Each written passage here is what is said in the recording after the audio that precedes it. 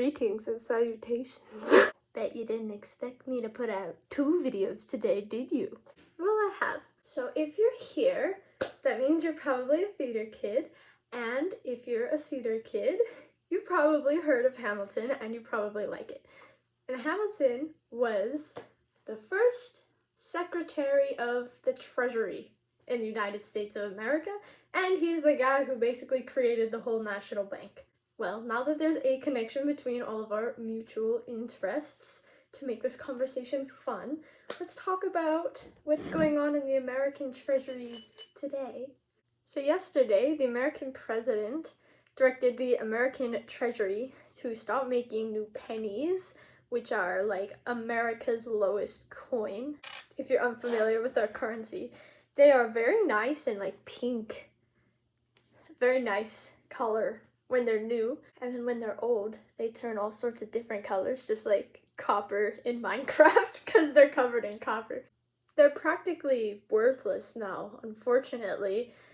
You can't really buy anything with them. And so the reason they were discontinued is that the cost to make 1 penny is over 2 pennies. And so for every $200 worth of pennies you make, it costs you $400. And with the size of our national debt, we can't be yeeting money into the void like that. And by the way, if Alexander Hamilton were resurrected and he saw this national debt, the shock of it would put him right back in the ground.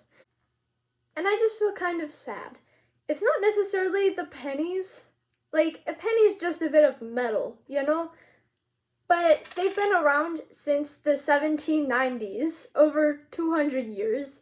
They're a part of our history, and I just feel like we've lost something. The value of money has gone so far down, and the prices of everything has gone so far up that we had to discontinue a whole coin.